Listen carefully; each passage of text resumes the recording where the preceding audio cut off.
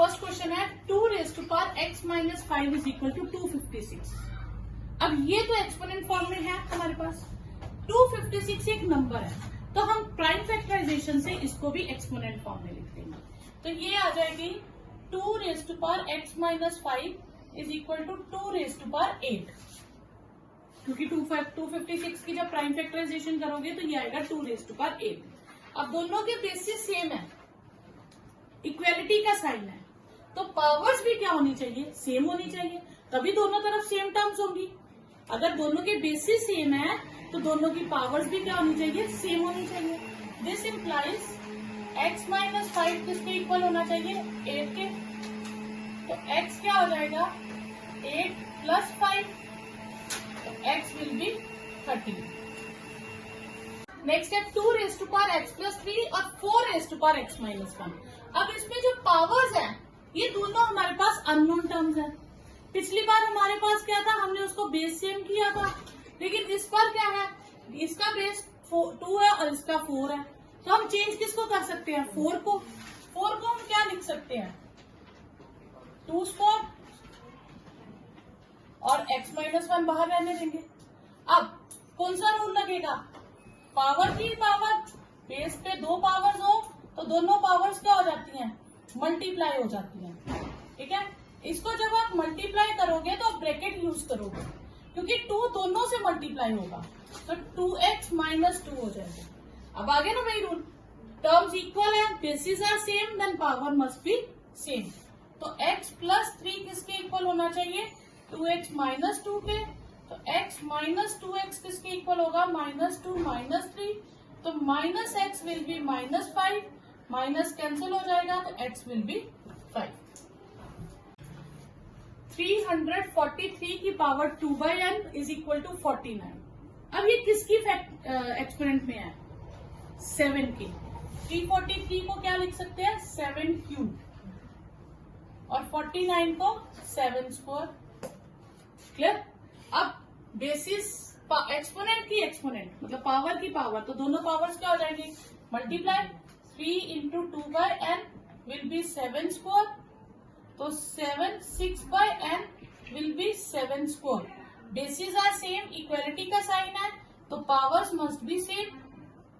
This implies 6 is equal to twice n, तो twice n किसके इक्वल हो गया, 6 के, तो n will be 6/2 that is 3। तो n का आंसर आपके पास कितना आ गया, 3। ओके, अब ये है 0.2 पावर n एंड 0.00032। अगर मैं इसको फैक्टराइज डेसिमल पे ब्रेक करूं तो ये हो गया 2/10, और इसको करूंगी तो 32/5 जीरोस आ जाएंगे, क्योंकि 5 डिजिट्स है हमारे पास। तो ये हो गया 2/10 पावर n, और ये हो गया 2/10 power 5। Basis are same, then powers are equal. This is your answer.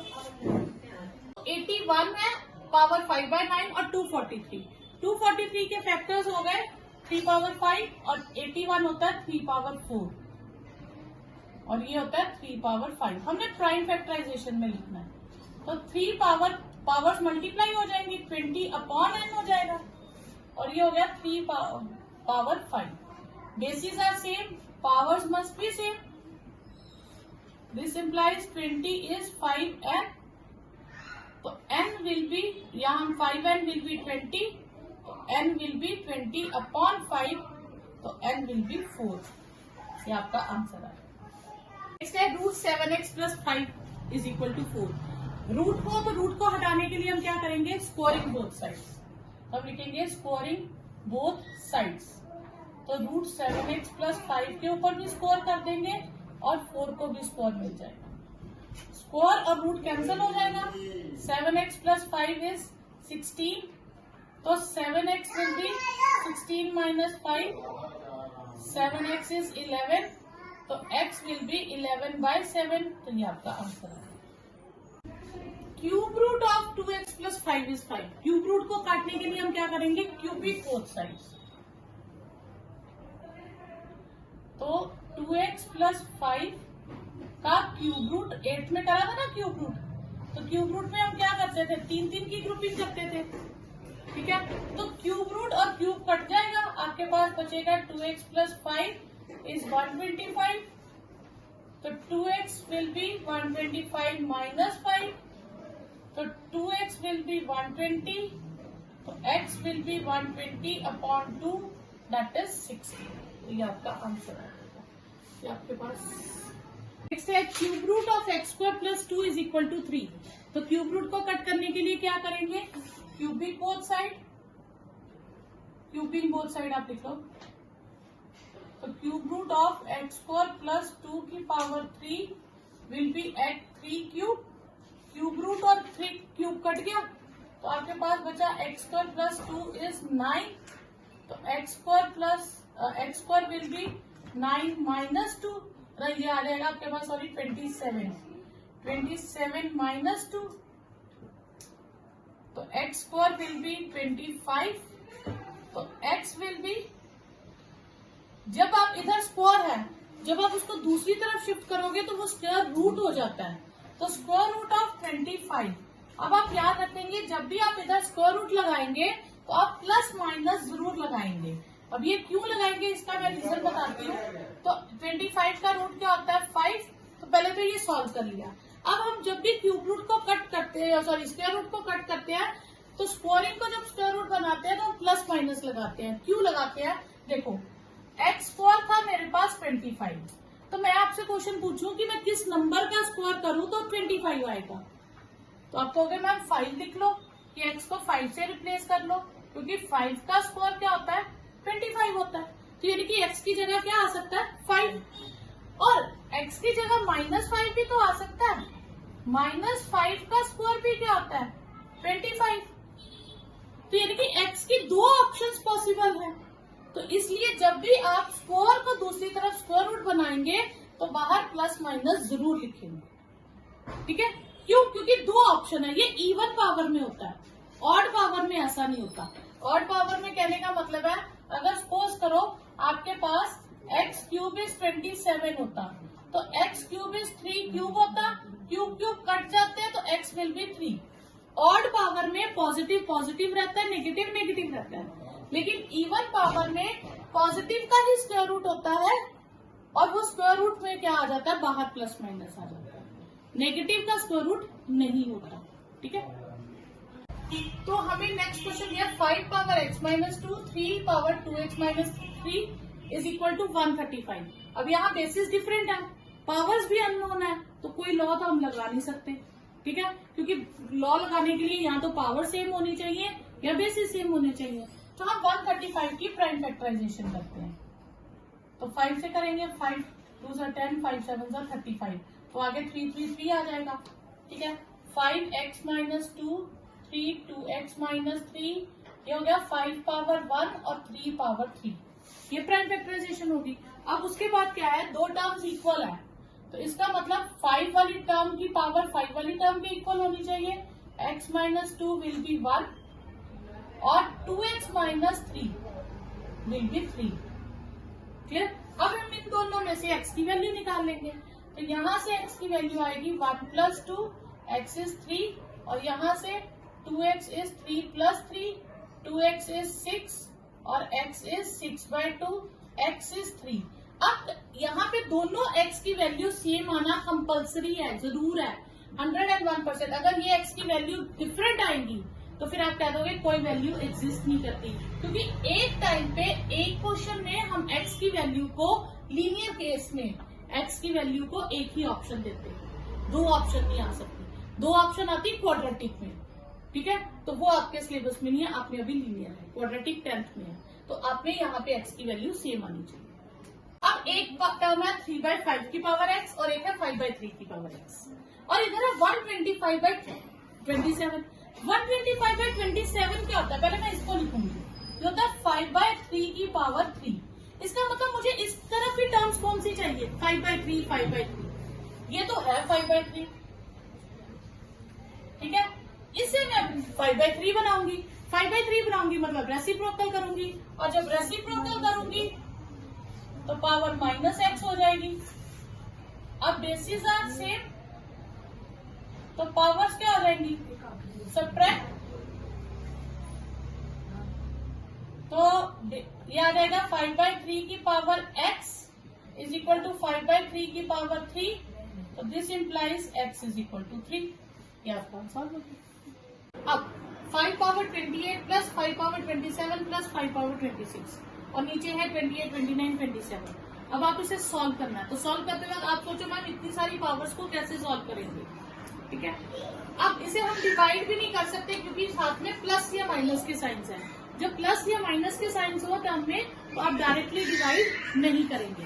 तो आप क्या करेंगे, आप न्यूमिनेटर में से सबसे छोटी पावर देख लो क्या है. तो 5 पावर 26 कॉमन ले लो. इसमें 5 कितनी बार है, 28 टाइम्स. उसमें से 5 26 टाइम्स बाहर ले लिया तो कितने 5 बचे, 2 टाइम्स. तो 5 स्क्वायर बचा. इसमें 27 में से 26 5 बाहर ले लिए तो 5 कितना बचा, 1 टाइम. अब इसमें पूरी टर्म ही बाहर चली गई तो यहाँ कुछ नहीं बचा. तो वहां क्या लिखेंगे, 1. क्लियर, ताकि जब मैं इसको दोबारा से मल्टीप्लाई करूं तो ये 5 की पावर 28 बन जाए, ये 27 बन जाए, ये 5 पावर 26 बन जाए. नीचे में से सबसे बड़ी लीस्ट पावर क्या है, 27. वो कॉमन ले लूंगी. तो आपके पास आएगा 5 पावर, यहाँ पे क्या आएगा 2, 5 पावर 1 माइनस 1. क्लियर. अब ये दोनों पावर्स अब डिवाइड हो सकती हैं. ठीक है, अब ये दोनों पावर टर्म्स डिवाइड हो जाएंगी और पावर्स सब्ट्रैक्ट हो जाएंगी. क्लियर. क्यों, क्योंकि अब ये क्या हो रही है, ये मल्टीप्लाई हो रही है एक तरह से. ये सिंगल सिंगल टर्म है. तो आपके पास बचा 5 स्क्वायर कितना हो गया, 25, 5 और 1. ये जो है ये नीचे आ जाएगा. तो 27 में से 26 पावर सब्ट्रैक्ट हो जाएगी, 5 एंड माइनस 1. क्लियर. जिधर पावर बड़ी होगी छोटी टर्म उस तरफ आएगी. तो 27 नीचे है और 26 ऊपर है. तो नीचे टर्म पावर बड़ी है तो 26 नीचे आ जाएगा और वो -26 हो जाएगा. क्लियर. आपके पास क्या बचा, 25 और 5 30, 31, 5 इंटू 30 में से 1 गए 29. क्लियर. तो ये आपके पास आ जाएगा 31/145. ये आंसर है. 3 power 100, 3 power 101, 3 power 102 upon 3 power 99, 3 power 98, 3 power 97. Least power हमारे पास है, आप अपना करो. 3 पावर 100, ये आएगा 1, 3 पावर 1, 3 पावर 2. यहाँ से लीस्ट पावर है 97. तो 3 पावर 2, 3 पावर 1 माइनस 1, 3 पावर. अब ये दोनों पावर्स सब्ट्रैक्ट हो जाएंगी. 1 प्लस 3 प्लस 9, तो 9 प्लस 3 माइनस 1. इस बार नीचे की पावर ऊपर गई है क्योंकि ऊपर नंबर बढ़ा है. ठीक है. तो ये आ जाएगा 3 क्यूब और 13 और 11. 27 इंटू 13 अपॉन 11, 351 अपॉन 11. अब इसे सिंप्लीफाई करना. इसमें टर्म देखिए, ये एक टर्म है प्लस ये दूसरी टर्म है प्लस ये थर्ड टर्म है. तो इसमें टर्म्स इंडिविजुअल है तो इसमें डायरेक्टली पावर्स सब्ट्रैक्ट हो जाएंगे डिवाइड में, क्योंकि ये सेपरेट टर्म्स हैं. 554 माइनस 51. तो आपके पास क्या आ जाएगा, 2 पावर 1, 3 पावर 2 एंड 5 पावर 3. ठीक है. ये हो जाएगा 2 प्लस 9 प्लस 125. ये हो जाएगा 136 आपके पास. अब नेक्स्ट क्वेश्चन है, a power p is equal to b power q is equal to c power r. ये 3 टर्म्स जो है एक्सपोनेंट टर्म्स आपको इक्वल दी है आपस में. तो ऐसा क्वेश्चन कभी भी आएगा आप इसको किसी न्यू टर्म के इक्वल लिख देना. जैसे सपोज k के इक्वल लिख लो, किसी के इक्वल है तो मान लेते हैं k के इक्वल है. This means a power p किसके इक्वल हो गई, k के. b पावर q भी किसके इक्वल हो गई, k के. और c पावर r भी किसके इक्वल हो गई, k के. ठीक है. यहाँ से a की वैल्यू निकाल लूं. ये इधर p पावर है, उधर जाके कितनी पावर हो जाएगी, 1/p. पावर क्या हो जाएगी, रेसिप्रोकल हो जाएगी। तो b क्या हो जाएगा, k पावर 1 अपॉन q, और c क्या हो जाएगा, k पावर 1 अपॉन r। ठीक है, इधर p पावर थी, दूसरी तरफ जाके pth पावर हो गई। इधर q है तो 1/q, r है तो 1/r। अब ये मैंने यूज कर लिया पहला गिवन रिजल्ट। ठीक है, अब सेकंड मेरे पास क्या है, b स्क्वायर इज 4ac, तो b की वैल्यू डाल दूंगी, k की पावर 1/q का स्क्वायर 4, k की पावर 1/t एंड k की पावर 1/r। क्लियर। अब ये पावर अंदर और बाहर दो पावर्स हो तो दोनों पावर्स क्या हो जाएंगी, मल्टीप्लाई। एक पावर अंदर एक पावर बाहर, दो पावर्स हो, दो एक्सपोनेंट्स हो, तो वो एक्सपोनेंट्स आपस में क्या हो जाते हैं, मल्टीप्लाई हो जाते हैं। अब यहाँ पे देखूं तो ये दोनों बेसिस सेम है, बेसिस सेम है, मल्टीप्लाई में क्या हो जाएगा, पावर्स ऐड हो जाएगी। क्लियर, कोई डाउट यहाँ तक? ओके, यहाँ पे 4 नहीं था, सिंपल एसी है। अब ये दो टर्म्स आ गए, अब ये दो टर्म्स इक्वल है, बेसिस भी इक्वल है, इसका मतलब इनकी पावर्स भी इक्वल होंगी। ठीक है, तो 2/q किसके इक्वल हो जाएगा, 1/p प्लस 1/r के इक्वल। अब इसको तो हम सॉल्व नहीं कर सकते, इसका एलसीएम ले लेंगे, तो ये आ जाएगा 2/q is equal to PR LCM r plus p। तो 2 क्रॉस मल्टीप्लाई कर दें, r p is p r plus p into Q. हमें वैल्यू किसकी निकालनी थी, q की, तो इस टर्म को नीचे ले आएंगे, twice r p upon r plus p is equal to Q. यही आपने शो करना था, ये आपका रिजल्ट आ गया। एक बार दोबारा समझिए हमने क्या किया, हमें जो फर्स्ट रिजल्ट गिवन था, जो इक्वल में गिवन था, उसको हमने k के इक्वल ले लिया। इसका मतलब फर्स्ट एक्सपोनेंट टर्म भी k के इक्वल, सेकंड भी k के इक्वल, थर्ड भी k के इक्वल। इनमें से मैंने a, b और c की वैल्यू निकालने के लिए पावर्स को दूसरी तरफ शिफ्ट कर दिया। तो इधर p पावर हो गई 1/p, इधर की q, उधर 1/q, r बन गई 1/r। फिर मुझे जो दूसरा रिजल्ट गिवन था, मैंने उसमें वो वैल्यूज डाल दी, बेसिस सेम आ गए। इधर क्या होगा, दो एक्सपोनेंट्स आपस में मल्टीप्लाई हो जाएंगे, और यहाँ बेसिस आर सेम तो पावर्स ऐड हो जाएंगी। फिर टर्म्स इक्वल है, बेस इक्वल है तो पावर इक्वल होगी। उसके बाद मैंने एलसीएम लिया, तो उसमें से उन्होंने क्यू एक तरफ किया था, तो पहले मैंने ये टर्म क्या की, क्रॉस मल्टीप्लाई की, क्यू उसने कहा सेपरेट कर दो, तो आप उठा के इसका इधर ले आए। 2x is equal to 3y is equal to 12z। इसे हम किसके इक्वल ले लेंगे, k के। तो 2x किसके इक्वल हो गया, k के। 3y is equal to k, 12z is equal to k। Clear. फिर 2 की वैल्यू क्या आई, k पावर 1/x, ये x उधर आके 1/x। 3 हो गया k पावर 1/y, और 12 हो गया k पावर 1/z। यहाँ तक हो गया। पिछली बार हमें एक रिलेशन दिया था, b स्क्वायर इज ac। इस क्वेश्चन में कुछ नहीं दिया, पर इस क्वेश्चन में नंबर्स हैं 2, 3 और 12। तो 12 जो हुआ वो लार्जेस्ट नंबर हुआ, तो 12 को मैं लिख सकती हूँ 2 इंटू 2 इंटू 3। ठीक है, ओके। 12 को मैं क्या लिखूंगी, k पावर 1/c। 2 क्या हो जाएगा, k power 1/x, k power 1/x, k power 1/y। ठीक है, तो k पावर 1/z, यहाँ k 1/x 1/x क्या हो गया, 2/x, और ये 1/y। Basis are same, terms are equal, then powers are same. ये आपका आंसर है। अब 25 को क्या लिख सकते हैं, 5 स्क्वायर, 729 को 23 का square, 125 will be 5q, 27 will be 3q, and 8 will be 2q। Clear. पहले हमने क्वेश्चंस किए थे, सबको अलग अलग सॉल्व किया था।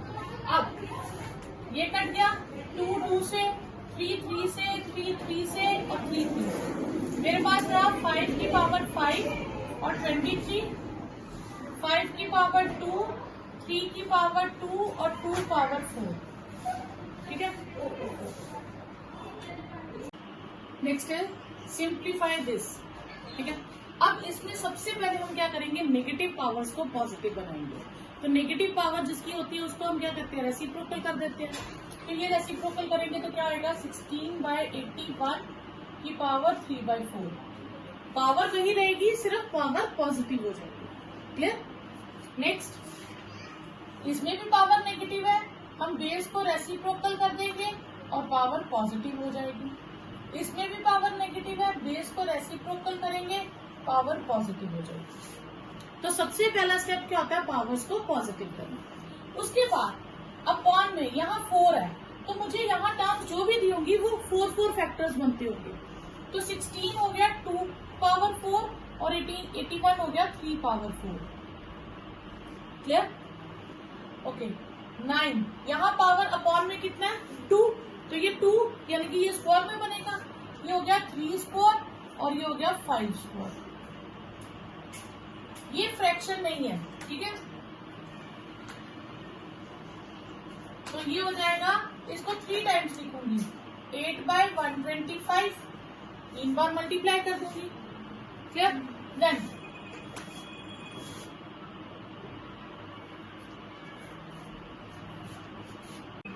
अब इसे मैं कंबाइन कर दूं पावर को, 2/3 होल पावर 4। दोनों पे 4 पावर थी इसलिए ये होल पावर होगी। ठीक है, और ये कंबाइन होके क्या होगा, 3/5 होल स्क्वायर और बाहर 3/2। ठीक है, ये अभी मैं डिवाइडेड बाय 8/125 भी रखूंगी। क्लियर।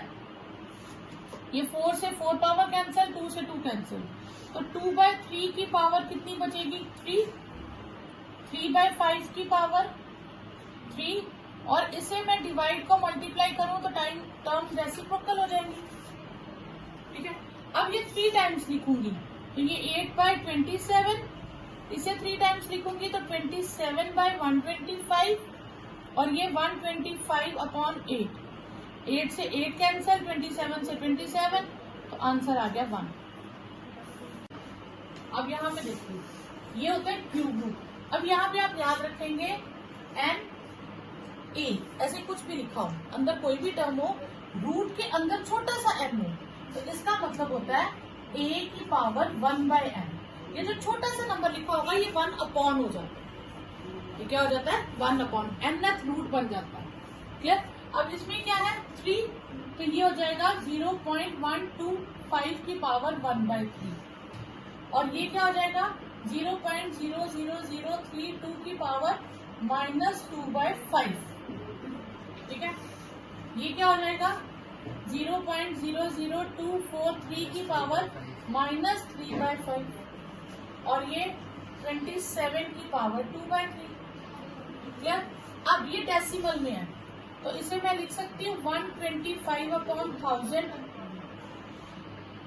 अच्छा, अब आपको ना इतनी सारी फ्रैक्शंस हो, कभी कंफ्यूजन हो, तो आप क्या करो, आप हर पार्ट को अलग से सॉल्व करके भी टीचर को बता सकते हो कि हमने हर पार्ट को सॉल्व किया और उसकी वैल्यू दे दी। इसका नाम x रख लिया। ठीक है, अब मैं हर पार्ट को अलग से सॉल्व कर लूंगी। 0.125 की पावर 1/3, तो इसे लिख सकती हूँ 125/1000 की पावर 1/3। ठीक है, तो ये क्या बनेगा 5/10 की क्यूब और 1/3, ये कट गया, आंसर आ गया 5/10। क्लियर। ये मैंने एक टर्म सॉल्व की। अब मैं दूसरी टर्म लूंगी 0.00032 और उसकी पावर -2/5, तो ये हो गया 32/5 जीरोस हो गई और 2/5 हो जाएगा। इसको क्या लिखूंगी 2/10 की पावर 5, हाँ ये -2 है सर, तो हम इसे रेसिप्रोकल कर देंगे पहले। ये हो जाएगा 110/345/32 की पावर 2/5। पावर पॉजिटिव हो गई जब हमने रेसिप्रोकल किया। अब हम इसे लिखेंगे 10/2 2 की पावर 5 इंटू 2/5, ये कैंसिल हो गया। 10/2 का हम कटिंग कर दें तो क्या आ जाएगा 5, ठीक है। तो ये 5 का स्क्वायर यानी कि 25 बचा, ये 5 बचा ना हमारे पास। अब मैं थर्ड टर्म लूंगी, वो है 0.00243 की पावर -3/5, तो ये बन जाएगा 243 अपॉन 1 2 3 4 5 की पावर -3/5। माइनस कट करने के लिए मैं इसे रेसिप्रोकल कर दूंगी, ये पॉजिटिव हो जाएगा ऑन 243 की पावर 3/5। अब ये क्या हो गया 10 और अपॉन 3 की पावर 5, ये 5 कट गया, 10/3 की पावर 5 बची, ठीक है। तो 10 की पावर 5 और 3 की पावर 5 अगर हम सिंप्लीफाई करेंगे, ठीक है। लास्ट टर्म क्या है मेरे पास 27 की 2/3, इसे हम क्या लिखेंगे 3 क्यूब की 2/3, ये कट गया, कितना बचा 3 स्क्वायर, ठीक है। ये 5 कट गया, सॉरी ये 3 बचेगा, तो ये आएगा 10 का क्यूब 1000 अपॉन 27। अब ऐसे सॉरी, तो 3 स्क्वायर ये आ गया 9, सिंप्लीफाई कर दिया। अब मैं एक्स में सारी वैल्यूज डालूंगी। पहले का आंसर कितना बचा है 5/10, दूसरी टर्म का कितना बचा था मेरे पास 25, नीचे टर्म का मेरे पास बचा है 1000 अपॉन 27 और इसका बचा है 9, ठीक है। तो ये कटिंग करूं तो मेरे पास आ जाएगा 125, ये कटिंग कर देते हैं 5 5 2 10, तो यहाँ पे भी आप कटिंग कर सकते हो 1/2 लिख सकते हो, ऐसा कुछ नहीं है, ठीक है। तो ये आ गया 25/2, तो x inverse y into y inverse z into z inverse x, इसे 1 शो कर। तो जिसकी पावर नेगेटिव होती है वो रेसिप्रोकल हो जाता है, ये y अपॉन x हो गया, ये z अपॉन y और ये x अपॉन z, क्लियर। फिर रूट अलग अलग कर दे, root y root x root z root y root x root z, तो ये टर्म्स कट गए, तो आंसर इज 1। हमें दिया term x upon a, x power a upon x power b whole power a plus b, फिर x power b upon x power c whole power b plus c, x power c upon x power a whole power c plus a। अब upon में हमें पहले दे दिया, अब हम powers combine कर देंगे, डिवाइड का साइन है तो बेस पावर सब्ट्रैक्ट हो जाएंगी, यहाँ पे भी पावर्स सब्ट्रैक्ट हो जाएंगी और यहाँ पे भी पावर सब्ट्रैक्ट हो जाएंगी, बाहर पावर सेम होगी। अब पावर की पावर है तो दोनों पावर्स क्या हो जाएंगी मल्टीप्लाई, a माइनस बी को a प्लस बी से मल्टीप्लाई करेंगे तो क्या आता है a square minus B square, तो ये हो जाएगा a square minus B square, ये हो जाएगा मल्टीप्लाई करके identity B square minus C square और ये हो जाएगी C square minus A square. फिर ये टर्म्स मल्टीप्लाई हो रही है, बेसिस सबके सेम है तो पावर्स क्या हो जाएंगी ऐड, तो x की power A square minus B square plus B square minus C square plus C square minus A square, तो ये सारी टर्म्स कट जाएंगी, x की पावर 0 दैट इज 1 आ जाएगा, ठीक है। ये मैंने कैंसिल नहीं की, एक्चुअली ये सारी हो जाती है ए स्क्वायर से, बी स्क्वायर से, सी स्क्वायर से। इस क्वेश्चन में x power a upon x power b whole power 1/ab, x power b upon x power c whole power 1/bc, x power c upon x power a whole power ca 1/ca। अब ये दोनों basis है, ये divide हो रही है terms, तो powers क्या हो जाएंगी सब्ट्रैक्ट हो जाएंगी, यहाँ हो जाएगा b माइनस सी 1/bc, ये हो जाएगा c माइनस a 1/c। अगर मैं इन दोनों को सॉल्व करूं तो एक पावर अंदर और एक पावर बाहर, तो दोनों मल्टीप्लाई हो जाएंगी, ये हो जाएगी a minus B upon A B, b minus C upon B C, c minus a upon C A. अब मैं आपको रफ में इसको सॉल्व करके बताती हूँ a minus B upon A b को सॉल्व कैसे करेंगे।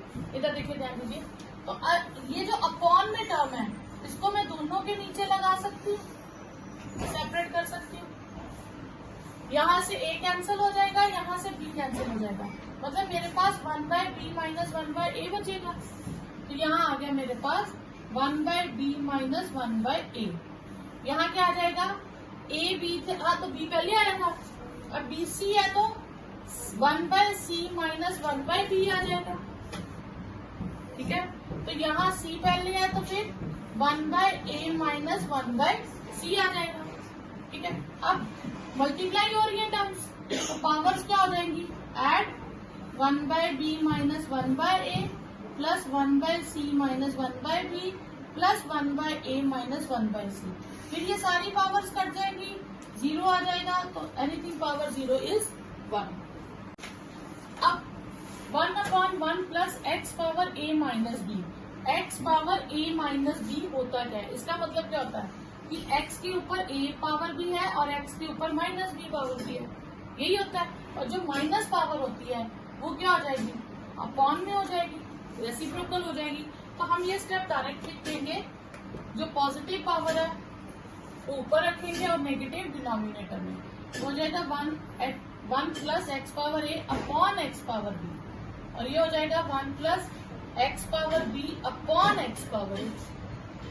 ठीक है, फिर हम इस इतनी टर्म का एलसीएम लेंगे, इनके नीचे 1 लगा देंगे, तो ये एलसीएम में आ जाएगा x पावर b, तो ये इधर मल्टीप्लाई हो जाएगा x पावर b और ये इधर x पावर a रहेगा। इसमें एलसीएम आ जाएगा x पावर a, तो ये हो जाएगा इधर मल्टीप्लाई करके x पावर a, 1 इधर मल्टीप्लाई होगा तो x पावर b हो जाएगा। ठीक है, जब 3 टर्म्स आ जाए फ्रैक्शन में तो ये ऊपर शिफ्ट हो जाएगी, रेसिप्रोकल का रेसिप्रोकल फिर मल्टीप्लाई हो जाएगा, तो x power b plus x power a, और इसमें x पावर a ऊपर चली जाएगी, x power a plus x power b। ठीक है, अब यहाँ पे देखो दोनों बेसिस सेम है, x power b plus x power a और x power a plus x power b, ये सेम चीज है, तो मैं इसको सेम लिख लूं। ठीक है, यहाँ मैं a लिख दूं और इसको b लिख दूं, कोई फर्क तो पड़ेगा नहीं क्योंकि ऐड हो रही है टर्म्स। ठीक है, अब बेसिस जिनके सेम हो उसे हम क्या कहते थे, लाइक टर्म्स। लाइक टर्म्स में हम डिनोमिनेटर एक बार लिखते हैं, तो ये न्यूमिनेटर्स आ जाएंगे x power b plus x power a, तो ये सेम टर्म ऊपर और सेम टर्म नीचे हो गई, तो ये कट जाएगी, पूरी टर्म इस 1। अब यहाँ पे बच्चे गलती क्या करते हैं, ये लिखा है x power b plus x power a, x power a plus x power b। बच्चे इसको ऐसे काटते हैं, एक एक टर्म नहीं कटेगी क्योंकि बीच में प्लस है, प्लस के केस में कभी भी सिंगल टर्म कट नहीं होती है।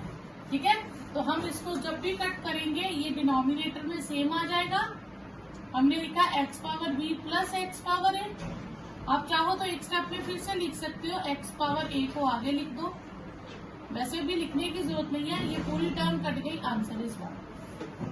ठीक है,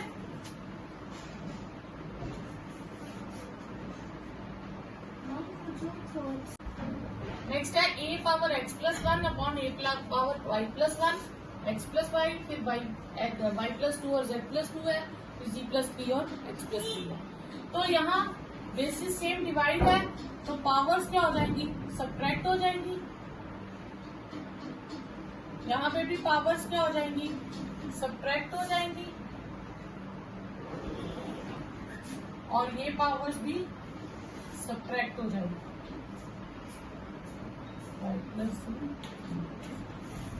अब 1 cancel, a power x minus y और बाहर है x plus y, a power y minus z, बाहर है y plus z, a power z minus x और बाहर है z प्लस x।